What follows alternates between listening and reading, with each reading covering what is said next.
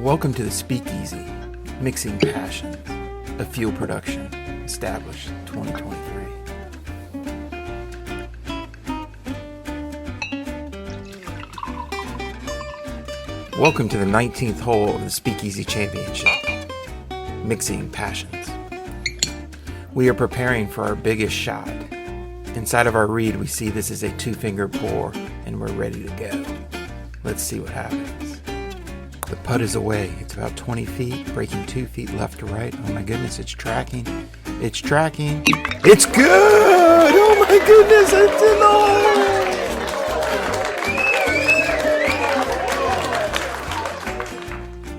It's time to slow down, relax, and enjoy the Speakeasy, Mixing Passions. Here we go.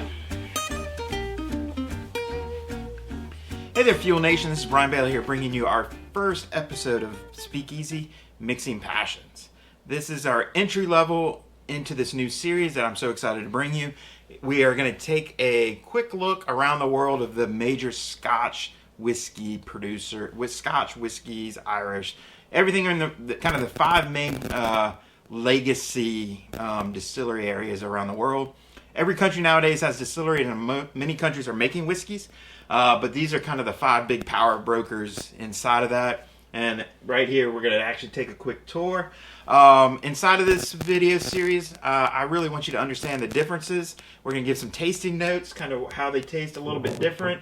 Also give you kind of some very simple background of how they make their whiskeys, kind of how each one separates themselves. And then we'll give some popular brands as well.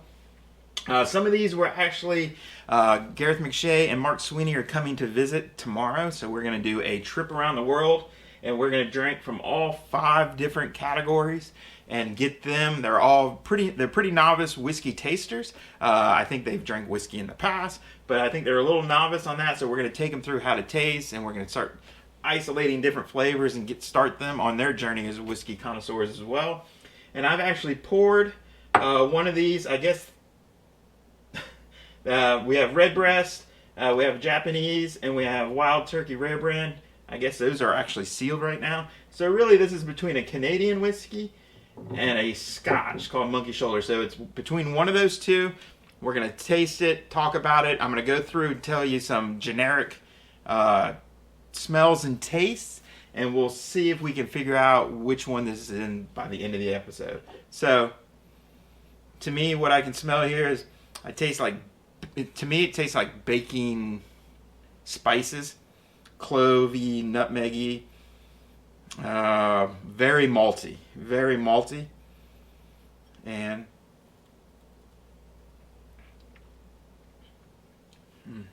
very refreshing, nice, smooth finish. Ooh, that's nice. Definitely get some vanilla overtones as well. So I'm not going to tell you what I just drank. We're going to go through and let's see if you can figure that out. So the first thing we're going to talk about, let's start with the home of whiskey. That would be Ireland. This is where, from what my research shows, started to create, or started making whiskey first. Scotland and the Scots are right behind them. But from my research, it looks like Ireland. If you disagree with me, so be it. That's what life's about. So what we're going to do is, what makes an Irish whiskey Irish? Well, number one, it has to be distilled in Ireland. It has to use Irish water, grains, and things like that. That's what makes it an Irish whiskey. It has to be distilled at least 3 years in a wood cask. Like in America, it has to be an oak barrel, charred new. For a bourbon, this they say an oak cask or a wood cask. So that gives them a lot of flexibility. And what you see with a lot of Irish whiskeys is they're very creative here in the last 20, 30 years on how they're using different types of barrels, wine barrels, cognac, sherry. They even use used bourbon barrels to make a lot of their aging process to bring in different flavor and notes to the whiskey. So the really cool part, again, I think, is Irish whiskeys are the best gateway entry whiskeys into whiskey because they tend to be the smoothest. They tend not to be in your face crazy. They tend to be very well made, very, very thoughtful, very pleasant in tasting. So to me, is a very good gateway into the whiskey market. So I think one of our first episodes is we're going to do Redbreast versus Tellermerdue, and that's why I'm not going to test. I don't think we're going to drink Redbreast tomorrow. We'll hold that back for another day, and we'll probably introduce Fern Colin for our group tomorrow. But again, the understanding of Irish whiskeys tend to be a little bit smoother. I think in Ireland there's a proverb that Gareth McShay, who is Irish, so he's definitive on this, is that in Ireland a stranger is just a friend I haven't met yet. I think Irish whiskeys are the same way. They're your friend for the whiskeys you haven't tried yet. They're a great place to start. Like I said, tasting notes, kind of things you'll notice with them. You'll get light, fruity flavors. You'll get some vanilla overtones, a lot of cereal malt taste to them, light floral. So again, it's very light and smooth. And this one is a special made Redbreast, but the Redbreast 12-year-old is probably my favorite of the whiskeys. That's my go-to. I just want to sit down and have a great tasting whiskey. So Redbreast is a big brand, very good. And I just bought this one on my last trip to Ireland. This one actually comes from a sherry cask, so it's going to have a little different flavor. Haven't bust this one open. I think I will here in a couple days with some buddies. So with Irish whiskeys, you'll see a lot of times different things written. Like this one is a pot still, so there's some main classifications or types. You'll have single malt, you'll have single grain, you'll have single pot, you'll have blended. Those are kind of the four main categories. This one's a single pot, tells you how it was distilled. They used a pot still, which is very Irish, which we'll talk about here in the future. And we'll break all these down individually on their own show, but a pot still is a big one. If you see single malt, that doesn't mean it only has malt in it. Single malt means it came from a single distiller, that they didn't bring in whiskeys and other blends from outside of the distillery. You also see single grain, and that's talking about certain grains that are in the actual blend, in the mash. So again, to me, Irish whiskey are a great way to start. And that's kind of my intro into whiskeys. Irish was kind of how we started. Next, let's go to the behemoth, the big man on campus. What we call our Scotch. So Scotches are whiskeys. Scotch is whiskey, and it is created in Scotland. So what makes a Scotch a Scotch? Well, it comes from one of the 5 regions that the distillers are in, actually Scotland. Number 1, that makes it Scotch. Number 2 is it has to be aged for 3 years. That is a must do. Must be distilled and aged in Scotland. They do allow bottling outside of Scotland, so they can send super tankers full of Scotch, and they can actually fill them, but it has to be distilled and aged in Scotland to make it a Scotch. Also, a lot of times what you'll hear is they'll be peated or smoky flavor. They use peat to actually malt the barley. So barley is a hard grain. What you have to do is kind of full it and make it sprout, and then they want to end the sprouting process. They use peat and the smoke and the heat to do that, to actually change monkey breast and allows Scotches to have that smoky flavor to them. So that is kind of what a Scotch is. And a lot of tasting notes with a Scotch, what you'll see is you'll get a very malty flavor. Very sweet, very malty. You get a lot of vanilla tones, baking spices. You can get a lot of fruit, like dried dark fruit flavors. And of course, you can definitely get the smoke. So, once again, I definitely smell malt and taste malt. I get vanilla tones. That's very good. Not trying to kind of guide you in the right direction. Popular brands with actual Scotch would be Johnny Walker, Glenfiddich, Macallan. There's tons of them, right? Lots of really good Scotches out there. And again, they're the behemoth. They're as the British were conquering and colonizing the world, they brought this great spirit everywhere around the world. So that's why we see Scotch everywhere and has such a big following. Next one we'll jump to is America. We'll talk about, this is an actual bourbon. So American whiskeys there's a classification of whiskeys, and bourbon is a subset of that. So every bourbon is a whiskey, but not every whiskey is a bourbon. So that's a great way of understanding what a bourbon is. What makes a bourbon, and we're going to talk mainly bourbon here. We'll talk about Tennessee whiskeys and American whiskeys and things like that in future shows.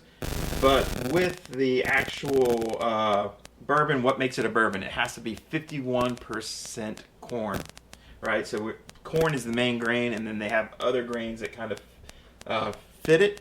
And then from that, so we understand that component. So it has to be corn. It has to be aged in a charred new oak barrel, which is really different than a lot of the different whiskeys back here.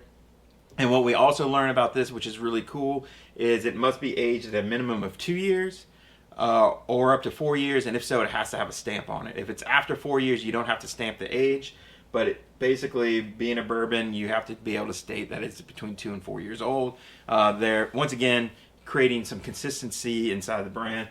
To me, the rules for whiskeys are a lot like the rules of golf. They're not made to punish the distiller. They're made to protect the consumer, the golfer, the people competing on the golf course, making sure everybody's playing by the same rules. So that's kind of the legislation side and what makes a bourbon a bourbon. What types of whiskeys are there? So you do have an American whiskey, you have a Tennessee whiskey, you have your bourbons, you have single malts, you'd have blended. Rye is a really big one. I'm a big rye whiskey fan, and even high rye bourbons that use a lot of rye in it. I like that spiciness. So what you see a lot of times is there's a vast array of American whiskeys outside of bourbon, but bourbon is the number one because bourbons can only be made in America because we've legislated that. And it can only, well, most people can think it can only be made in Kentucky. Not true. It can be made anywhere in the United States, but it can only be made in America because of the laws passed on what a bourbon is. So bourbon is very American. What do we taste when we taste bourbons? We get a vanilla note. You can start to get a lot more sweetness because of the corn and the new oak. So you tend to get a lot of really sweet vanilla flavors. You tend to get kind of, I don't know, nutty, fruity flavors. A lot of baking flavors. So again, you tend to get a little bit sweeter. Now the finishes are all over the place depending on how they do it and what they are. But again, that is what makes an American bourbon. And all of these have to be distilled and cut to a minimum of 80 proof, which is 40% alcohol. And then they would go up from there. But again, that is kind of what an American bourbon or whiskey tastes like. So we have Wild Turkey, we have Bullet, Maker's Mark, Buffalo Trace, Jim Beam. Jim Beam is not Jack Daniels. All different types of American whiskeys, and they're everywhere. Like I said. So the next thing we're going to talk about are Canadian whiskeys. I think Canadians it's probably my most fun when I actually think about flavor profiles. So what makes a Canadian whiskey Canadian? Has to be manufactured in Canada. They actually use a lot of corn as well. They actually use more corn a lot of times than a lot of bourbons do. So again, that's going to give you that sweet note. The really cool thing that separates Canadian whiskeys from everybody else. So all these whiskeys create a mash, which would be barley. Almost all of them, they're going to have barley in it, or malts, however you want to refer to it. Again, that's just... Anyways, we're not going to get into the craziness of that. So there's going to be barley, there'll be rye, there'll be wheat, there'll be other different grains in it. The really neat thing about Canadian whiskeys and their distillers is they distill each grain separately, and then they bring it together. So like Wild Turkey would have, let's say, a certain amount of corn, a certain amount of barley, and let's say a little bit of rye. Well, what Canadian whiskeys do is they do just a barley blend, they do just a rye blend, and then they do just the corn blend, and then they bring it together. So again, just a different way. So then when they actually blend their whiskeys, they'll have all these pieces are independent and come together. And a lot of people say it changes the flavor profile. I think you can kind of tell Canadian whiskeys a lot of time. They are much sweeter, maple syrupy, which is actually perfect for Canadian whiskeys, I guess. You get a lot of cinnamon notes, you get a lot of vanilla flavors, nutty flavors, things along that line. So the really cool part about a Canadian whiskeys is they just do it a little bit different. You'll see that they have blended, most of their whiskeys are blended. They do have rye whiskeys and single malts and all that, but most of them are blended. And of course, Crown Royal is the king of Canadian whiskeys. There's also J.P. Weiser, Pike Creek, Canadian Club. There's tons of them. And then, like I said, my first and worst experience was Canadian Mist when I first tasted whiskey as a kid by accident. And then the final one we're going to talk about is Japanese whiskeys. I've never had a Japanese whiskey. This will be my first samples tomorrow with the boys. So the really cool part about Japanese whiskeys is they're newer to the market of kind of the big five, and they use a lot of the technology like Scotch. So they kind of mirror Scotch in a lot of ways, except they tend not to be as smoky. So you'll see a lot of the same notes as Scotch, but they do a lot of different barrel finishes and things like that. So they play with flavors inside of the aging process. The really cool part I think about the Japanese whiskey that you're going to kind of learn about is there's two main types. There's American oak and Japanese oak. So they'll use American barrels a lot of times to age, but also they use the Japanese oak, but that's really expensive. Japanese oak is. So that on that side of it, that increased the costs. By far, this is probably the most expensive bottle I have on the table. Most of these are $30-$40. Redbreast is getting in the 60s, and this was actually up about 75, 80. So again, just there's a little higher market pricing on a lot of Japanese whiskeys. I think the interesting part, if you look at these two whiskeys, so we look at the bourbon that was aged in a charred new barrel versus the Japanese, you can see that their blend is much blonder. Now, how can that happen? Well, this came straight out of the barrel, so the coloring was just that. So a lot of time with blended whiskeys and whatnot, they can actually cut and add water to bring the actual alcohol content down. So be careful with coloring, because the lighter it gets, it might have been cut. But then there's also, like in Scotch and some of the other whiskeys, you can actually add coloring, Canadian as well. So you can actually kind of fool people by darkness. But if it's coming straight out of the barrel and it's dark, the darker it is tells you the longer it aged. So that kind of gives you a concept there to chew on and think about. Flavor notes, they tend to be fruity and floral, lots of honey, lots of citrus, sweetness, but a different sweetness in the bourbons. To me, it's more of a white chocolatey sweetness, like more of a candy sweetness, and they tend to be very mellow in their finishes from what I've read. So this is going to be really cool to try this. There's tons of companies out there. There's Nika, there's Santori, again, and this is Hatazaka. Sorry, I'm sure I butchered that. But again, that is Japanese whiskey. So I'm going to finish this off. Still one of my favorites. Then I got a little peppery, fiery end of it. So here, this drink was between the two.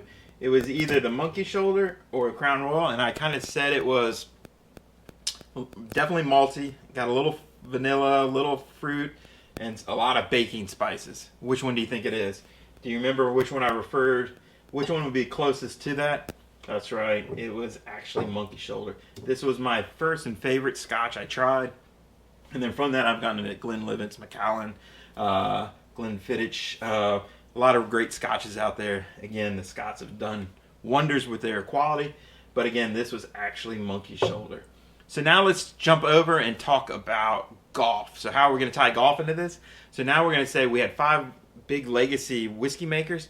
Now there's 5 big main course styles that we're going to talk about. Lynx, Heathland, Parkland, Champions, and then the 5th is kind of desert / sunbelt in Australia. Very, very sandy soils and things like that. So those would be the main 5 categories we're going to talk about. And let's get started.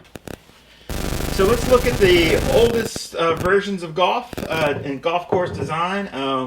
We'll tie it together with a couple of our whiskeys here.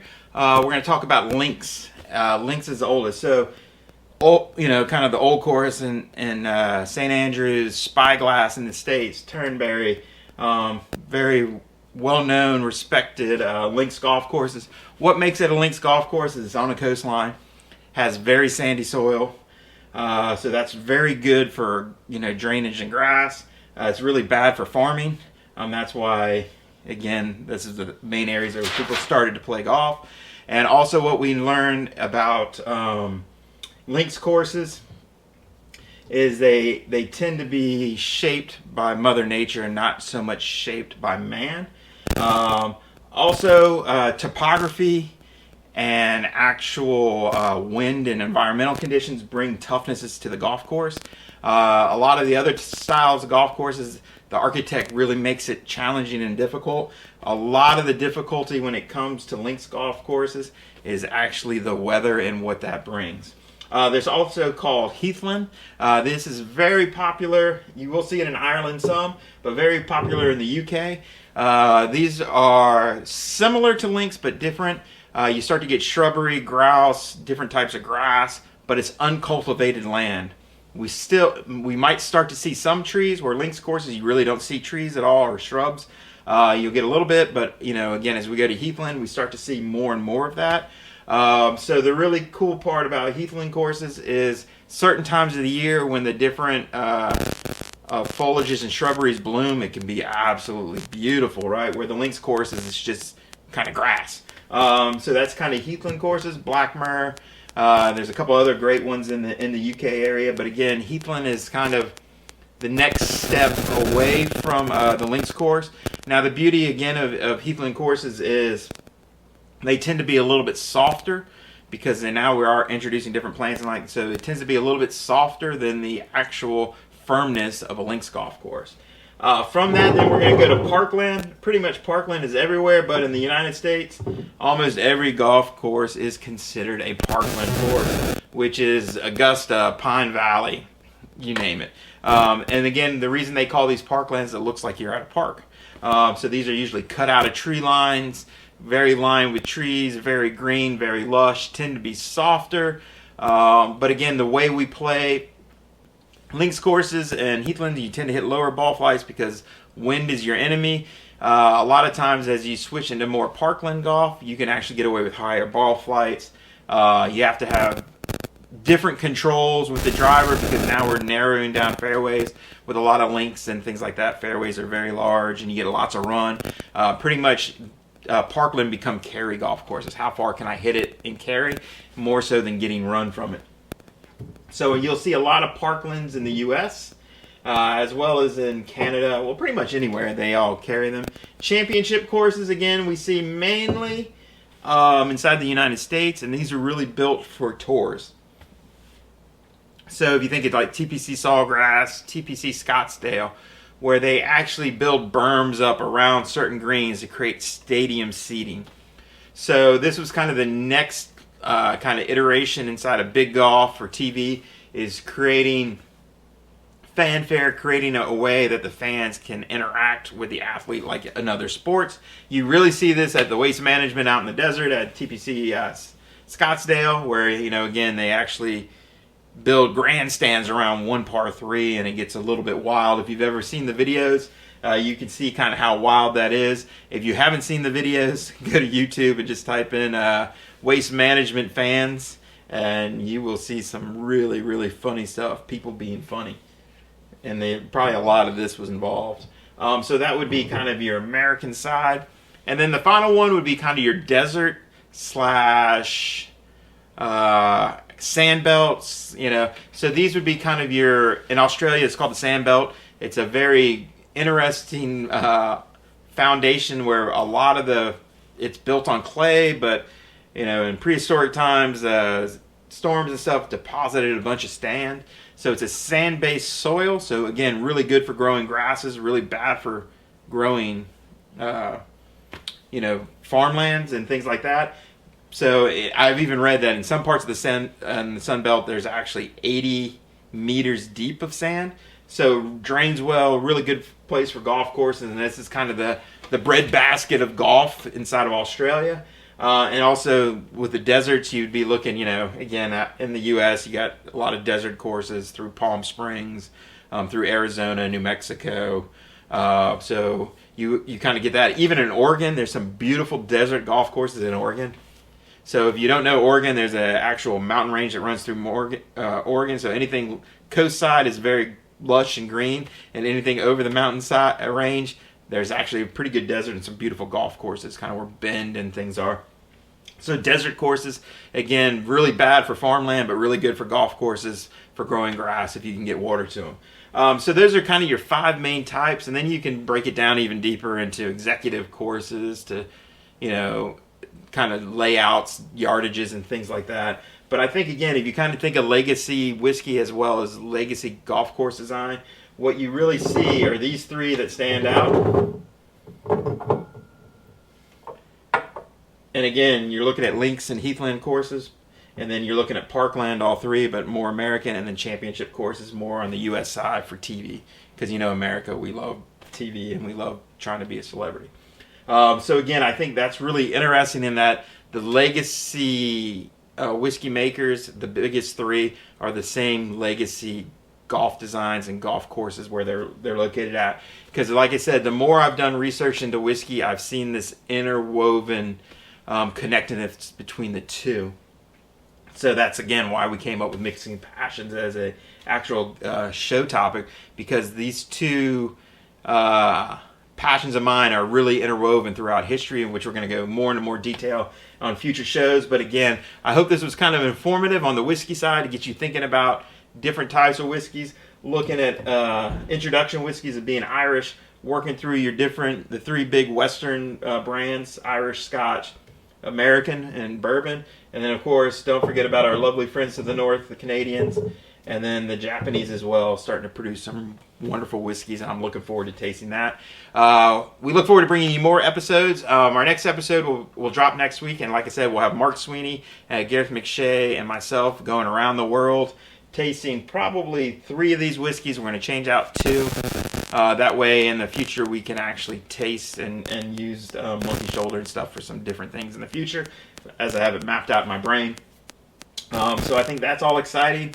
We're also going to talk about how to taste whiskey. We're going to do the trip around the world, and then we're just going to have a great conversation for our podcast, In the Hunt, with Mark, myself, and Gareth talking golf while enjoying our favorite whiskey from that sampling.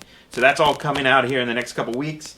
We're excited to bring you this. If you have any questions, or if you want to correct me on anything where I butchered, which I probably did, please send it to me. I'd love to hear from you. As well as on Facebook, Instagram, I've actually started my own Speakeasy Mixing Passions page. So I'm going to start introducing photos of the different whiskeys we're going to try. I'm going to keep people updated there. So go to Speakeasy Mixing Passions. Well, Speakeasy _mixing _passions.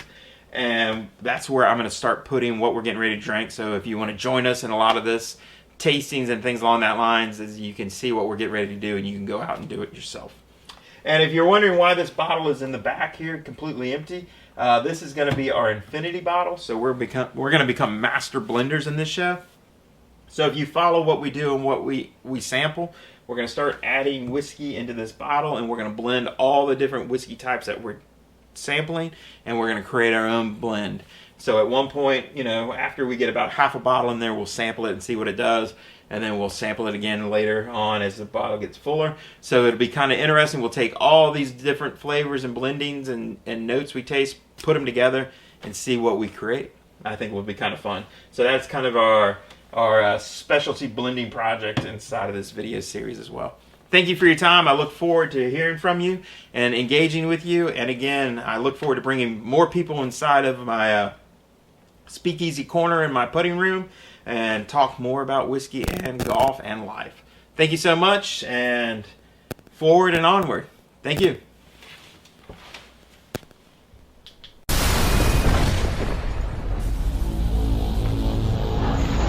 This has been a Fuel production.